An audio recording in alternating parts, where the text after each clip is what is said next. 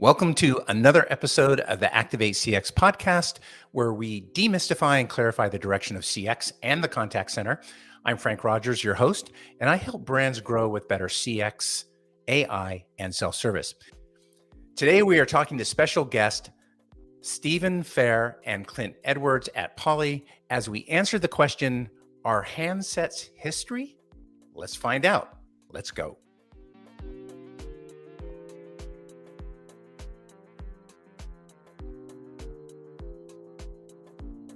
So there was this movie called Crazy People, and it had the actor Dudley Moore, where he played an advertising executive. He had this revelation about telling the truth. Imagine that. And when he dropped his new campaign for his client Volvo, here is his pitch. He said, "They're boxy, but they're good." The Volvo execs weren't really too happy about this approach. They thought he was absolutely crazy. But in today's environment, truth is at a premium. In the world of CX, talking headsets is maybe not sexy, like Volvo used to not be, but they're like the tires on the car. If they're not good, the rest of the car experience is terrible. Like all businesses, Poly is dealing with a digital economy and an experience economy. The question, are they still relevant? Are handsets on their way out? Are they boxy but good? Let's find out from none other than the experts at Poly. Let's go.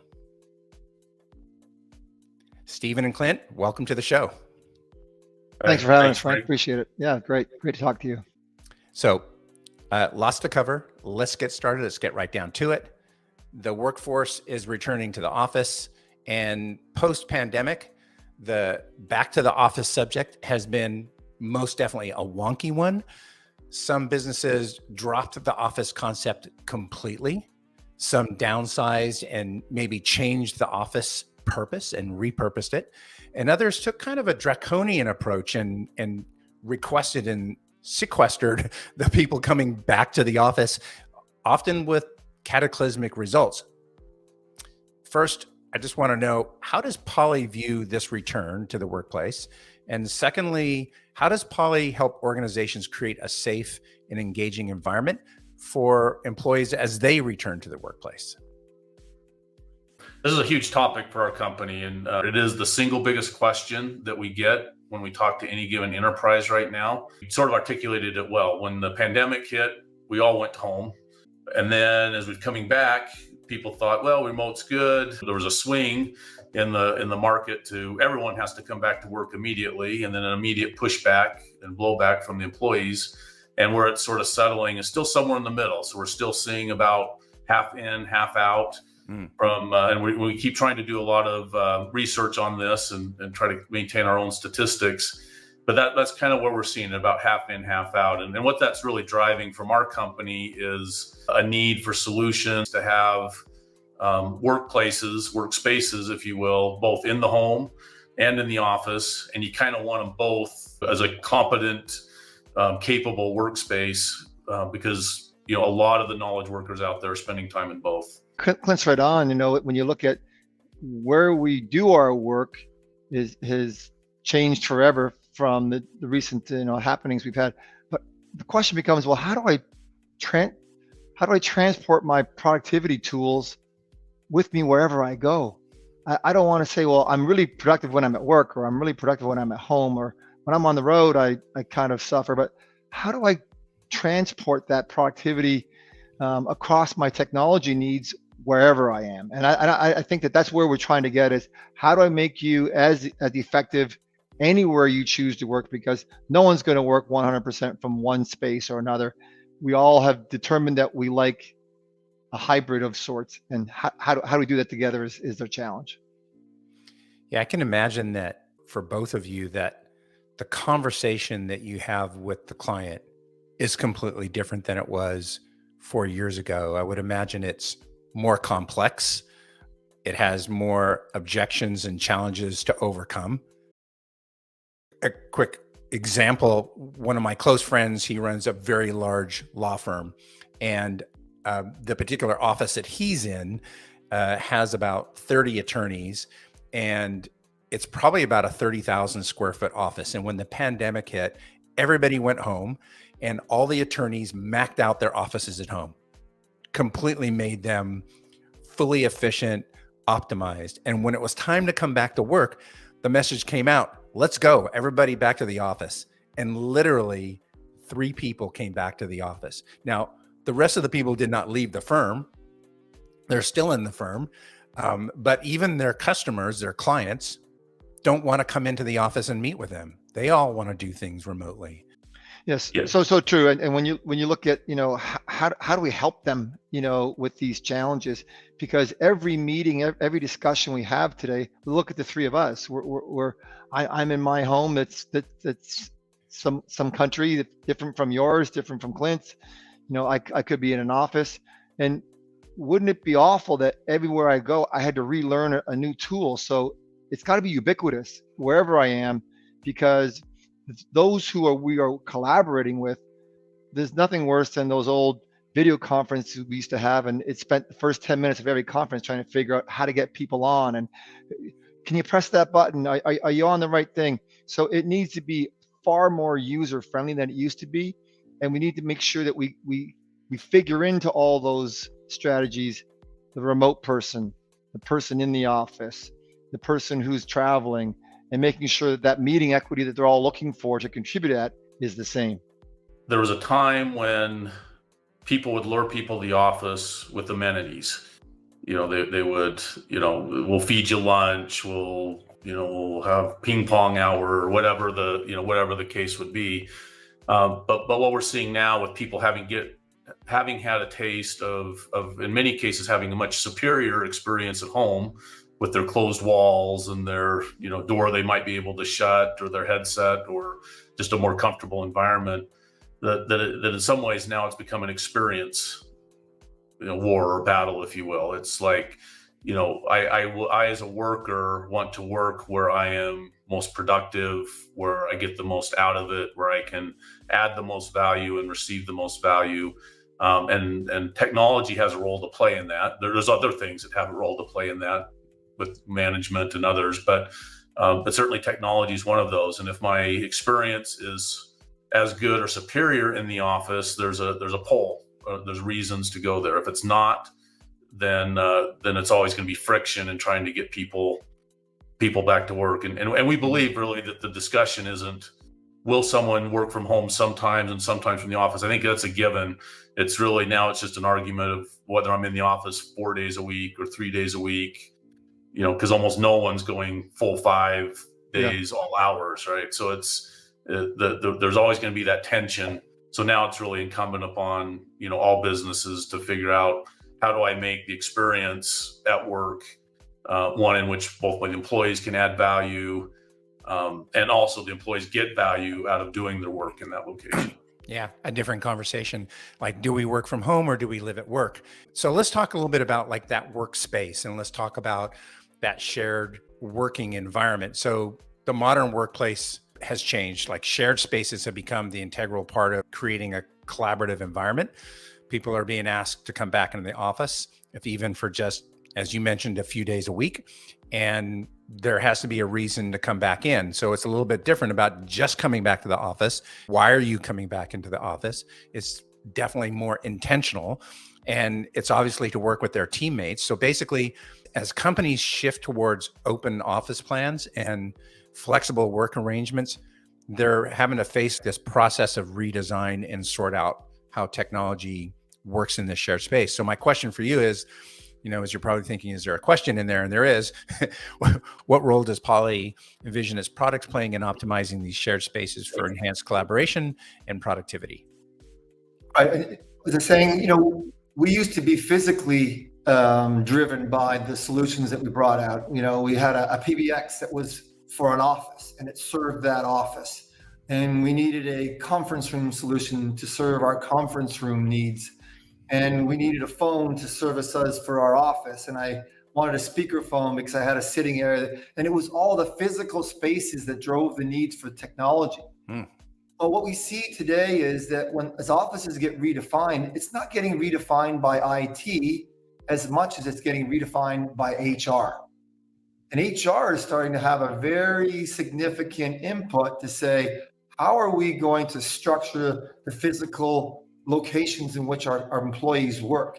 Then how do we then consider who those employees are and what are the needs of those employees? And what we looked at Poly, in fact, we were well down this path prior to the pandemic, which was trying to identify the personas of those individuals that are working within those areas. And those personas then drive the need for different types of solutions. So kind of coming at it from the other way, it's not as, hey, we got a building here, we got to put a PBX with some phones and a conference room. It's like, hey, who's coming to the office? And how do they collaborate with people who are here?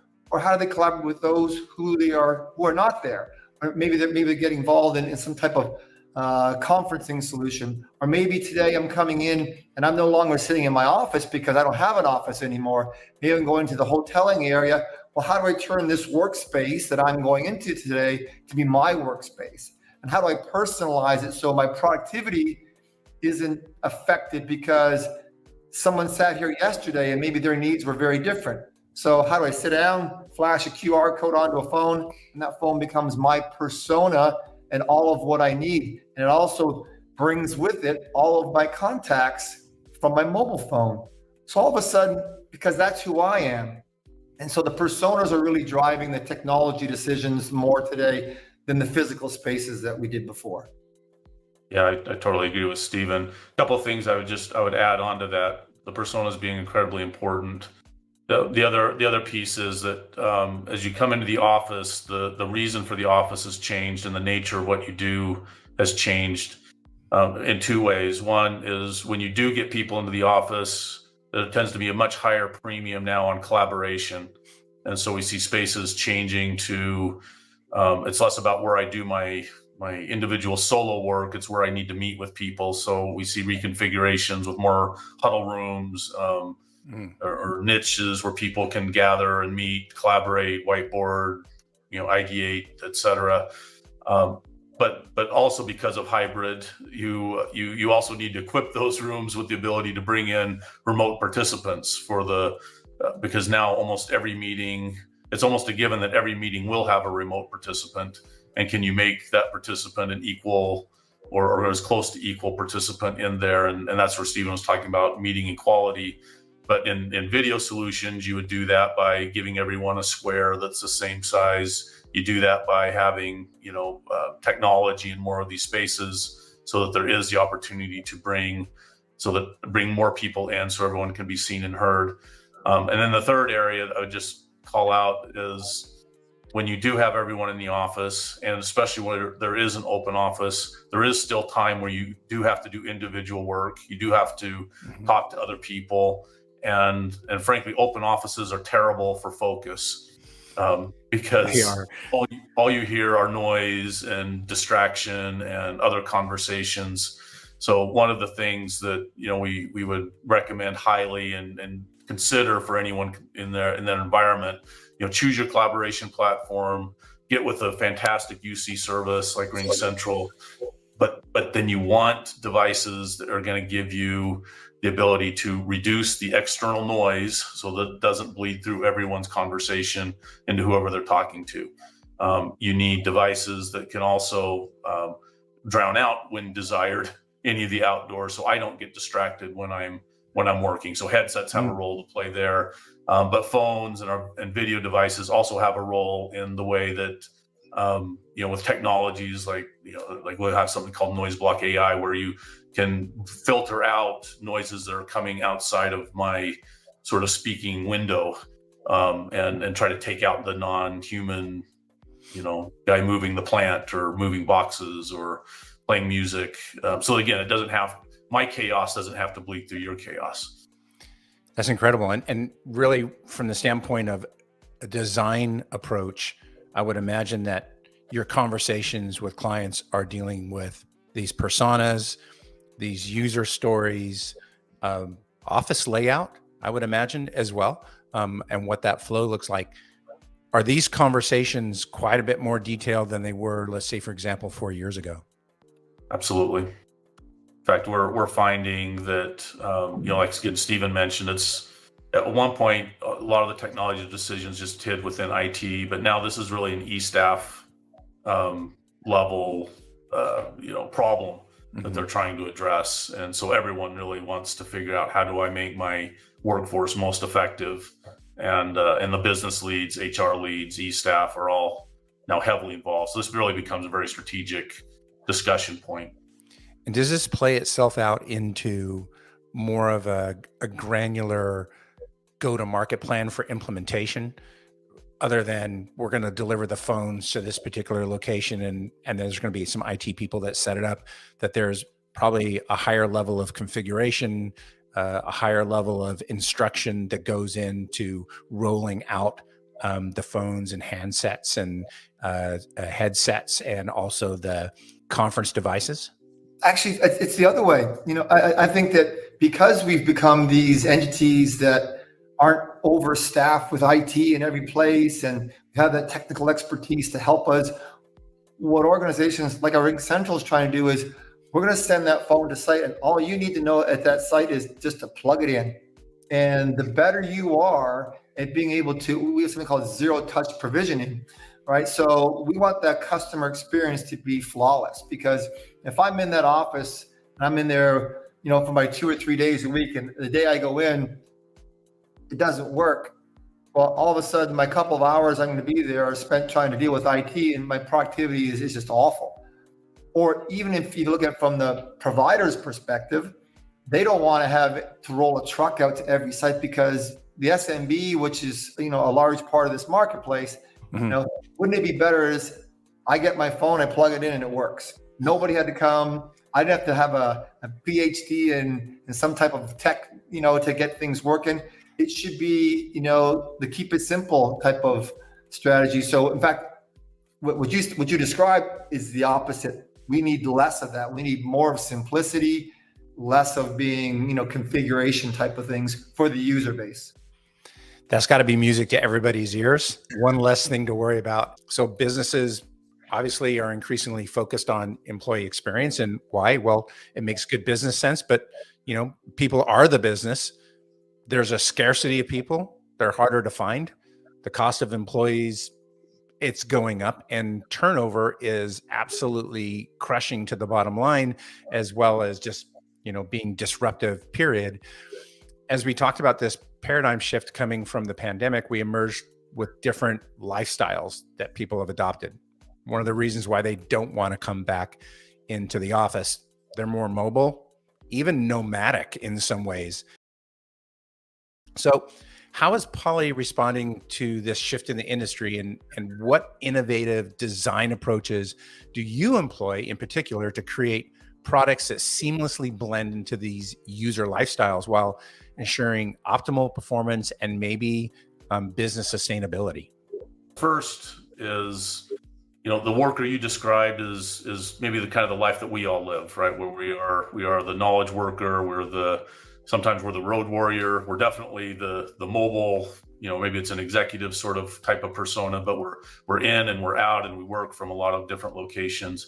For us, we are very much tied to our mobile phone, our headset, our PC, and we move between those places all the time.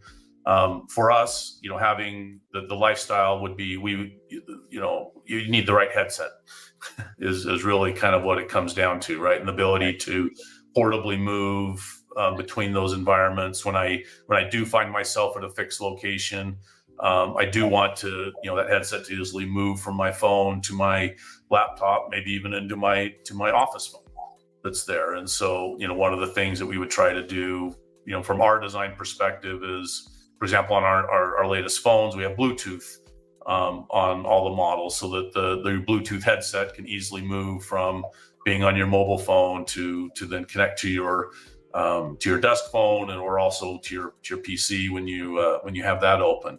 So from that worker perspective, I think that's critical.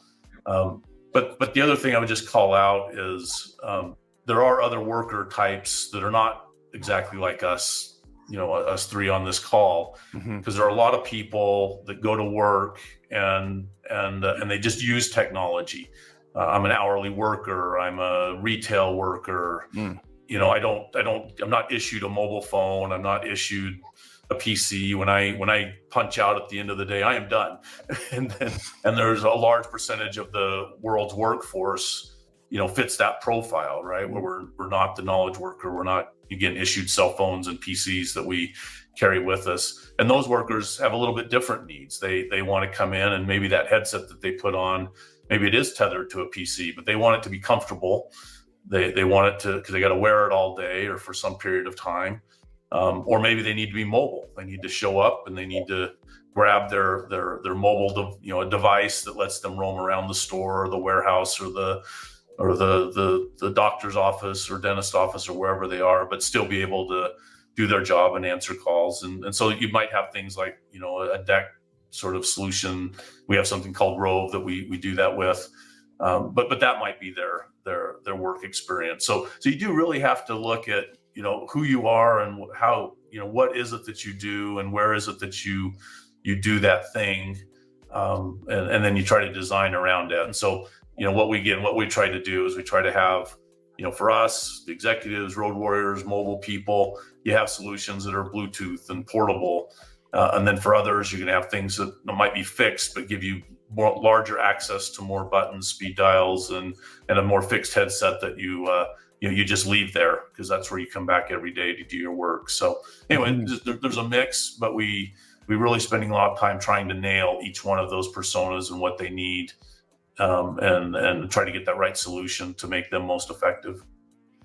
Yeah, it's interesting in the fact that you mentioned this other worker group, which is like the frontline workers. And as I hear you describe this, that really smacks at a very thoughtful design approach.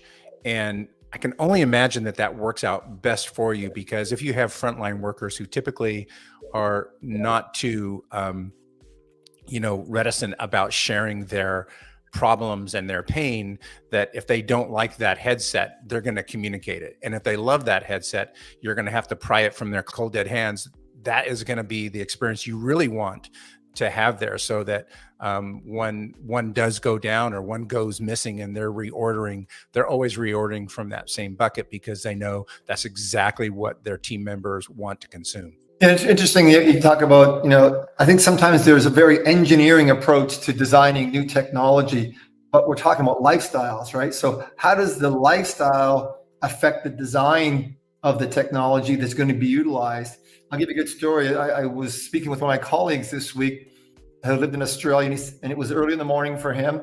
He said, look, I got to take my dog for a walk. Do you mind if we have this discussion while I walk my dog? I'm like, sure, if it works, let's go ahead and do it. And he had one of our pods that we designed to work. And during the conversation, I heard nothing on that walk other than this gentleman talking to me.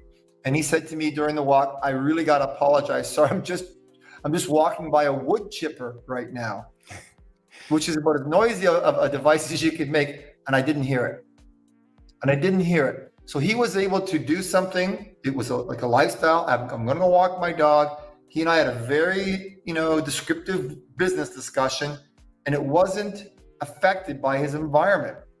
He was able to continue to communicate. I wasn't bothered by where he was and what he was doing. And it was able to allow us to communicate so perfectly. And it was in the worst environment. He was walking by a wood chipper, and it didn't make a difference to him. So the question is, are handsets going away? I talked about that at the beginning. Clint just talked about, the frontline workers. I don't think so. I think that there's so many requirements at certain kind of structures of work environments that it's never going to go away. Are there times like for us, like we're all today, none of us are talking on a phone today, right? We're having a conversation, but a lot of times we're not the target market for a headset or a handset, sorry. So the handsets are very specific to where they fit, but where they fit perfectly.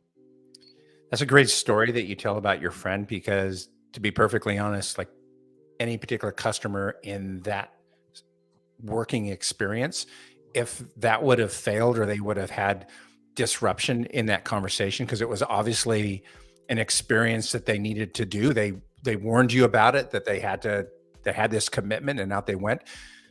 If it had not worked, they would have dropped your product For sure. in a hot second. For sure. Yeah. No, he apologized because he knew he was in a noisy environment. When I told him I didn't hear it, he didn't believe me. He actually turned on his phone, the video part of the phone, because he didn't have the video on for the call. And he showed me, this is what I'm walking by. I want you to know, because I'm amazed, and I work with this company, that it works this well. It was quite impressive. That is super impressive. We've kind of worked through design and personas and like this re-architecture of space. I think it's really redefining the role of Poly in the whole business equation. And maybe we can talk a little bit about hybrid. And so from a technology standpoint, what solutions does Poly offer, like to facilitate this seamless collaboration and communication between a distributed team? Kind of the 3 or 4 areas that we would look at, from at least from an HP Poly perspective, would be, one, again, you need your UC communication kind of structure, your numbers, your way in which you the way in which you talk, right? There's a lot of services, and then you need what devices are you using that enhances that experience, and that makes that experience real, and then you also want some consistency between when using those in your home versus those who are using those in the office, because often that gives you a shared language to help each other, figure out. It's just like we're on this call, you push this button because you have similar devices that I have, and if I move between spaces, it's not learning a new technology or system or device. So there's benefits from having the the consistency in the deployment. But then at that point, we would come back to say, what are you using for voice? What is your voice solution? Where are you talking? Oftentimes the PC isn't always the best option. Oftentimes the worker is not one that uses a PC. They're doing something else, or you want the PC real estate for something else and not for your phone conversation. So that's a reason why, again, you may want a handset. And then the headset is really all about, in my mind, it's a lot about just noise handling. Do I need to isolate myself from noise behind me to focus, or do I need to take out noise behind me and keep that from going to the other side? The phone can do some of that, can do a lot of that function. The headset can do some of that function. And again, that can be either at home with lawnmowers, or it could be in the office with just loud talkers all around you. But either way, it's about noise control. And it's also a little bit of a personal, right? I can hear better. I'm heard better from that perspective. And then the third area is from a video. Again, if you're in the type of worker that is collaborating, absolutely believe that you need to be being seen and heard. If some of your colleagues are in an office and they are being seen and heard in a discussion, it's really important that you be seen and heard, not as kind of a lesser citizen in that discussion, but as a full-blown participant. And so it becomes really important that your video is coming in clear, that you're able to see everyone in that room on your side, not just a small little postage stamp bowling alley of little heads, but everyone individually. And so the technology that you would want there, and we do this in our video space, is our ability to find all the faces and then frame them up in their own little squares in the conference room so that we can see them on the remote side. And then we, again, in turn, are seen sort of equally on their side. So, I mean, there's a lot there, but hopefully that illustrates a little bit, the device can add a lot of value, again, to that, just that communication suite that they have. Mm-hmm. And just to add one part, and that was a great answer, Clint. It's just one of the taglines we talk about in our business is hybrid work starts with voice. And it really does, because as individuals, we're trying to communicate, and our easiest way of communicating is speaking and hearing. And if we don't have a good methodology to do that, then the whole experience collapses. Whether I'm on a headset, whether I'm on a video call, whether I'm on a phone call, or walking by a wood chipper, that is what is fundamental to any type of communication solution that you bring to market. Is the voice has to be clear.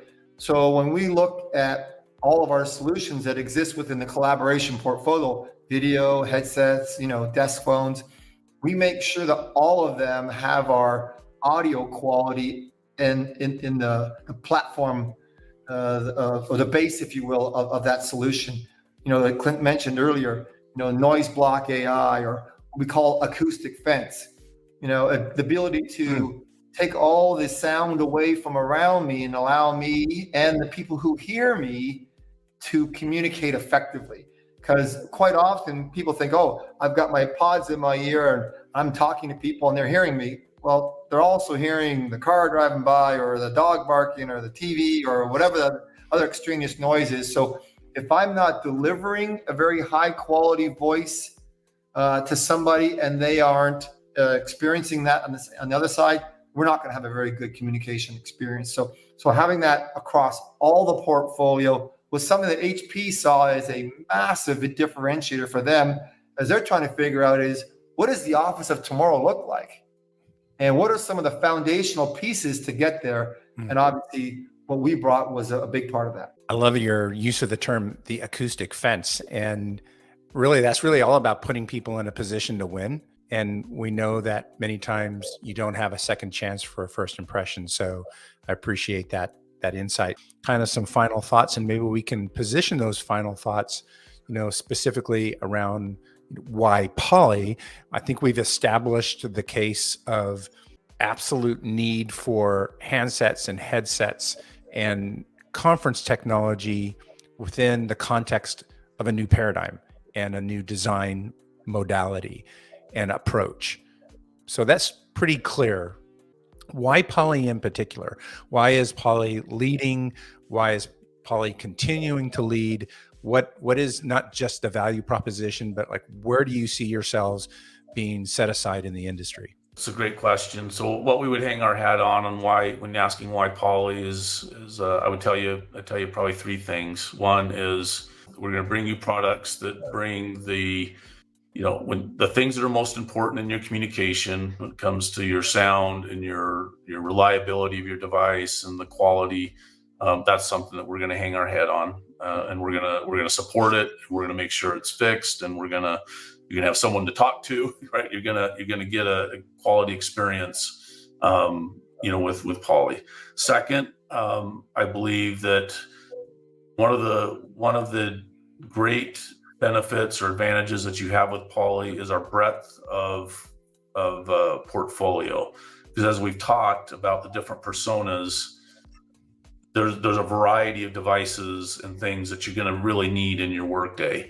So there's value in having a tie of both technology, of management, of again, support, and on all the things, buying motion, all those things that go with anyone's relationship to procuring and deploying and using gear. By having that full family, you really get a consistency across not just a headset here and a phone there and a video thing there and conference rooms this way and desktop this way. You can bring that all together. And then a third thing that I think I would bring up that's somewhat new with the HP acquisition, but I think is extremely powerful is HP is one of the largest providers of laptops in the world, and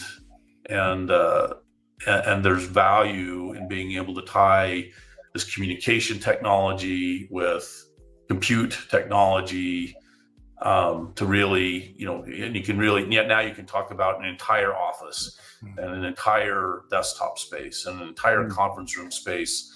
And I think that's something, again, that you're not going to see matched, really anywhere else. Just to add to Clint, I think the other thing why Poly from an organizational perspective is also, I think it's because of the partnerships that we've developed with the platform partners that are out there. RingCentral obviously is one of our largest platform partners. They've developed an app that runs on our video solution. And so you get a RingCentral experience, but with all the goodness that we talked about on video. And on the phone, yes, it's all SIP, but but our phones provision just, really cleanly through the Ring Central provisioning and portal and ordering systems. And when you activate features here, it activates there, and there's a common, there's a common integration that they've done a great job with the technology. I agree. I mean, I can attest to the power of that partnership. It does make it very seamless and very smooth, and the ability to have all that on a single piece of paper while contracting makes it very, very powerful and a great experience for the customer. Stephen and Clint, thanks for joining the show today. Real pleasure. Wonderful to talk to you. Pleasure. Thank you for having us. Indeed. And there you have it. Poly and headsets actually have some big time utility in your plans to manage a distributed workforce, an environment that supports hybrid working, different lifestyle requirements, personas, and office architectures that are all collaboration oriented, or at least they should be. Post-pandemic, business is different. You need a greater attention to detail at both the employee and customer level. Why? Because churn happens when you lose that attention. That should be a very good motivating reason. Is the handset over? As we can see, definitely not. It is still a key touch point and supports that intersection of people and content that is so crucial. It needs to be cool, affordable, reliable, and support a quality interaction. And I think maybe that's what Poly does at a very high level.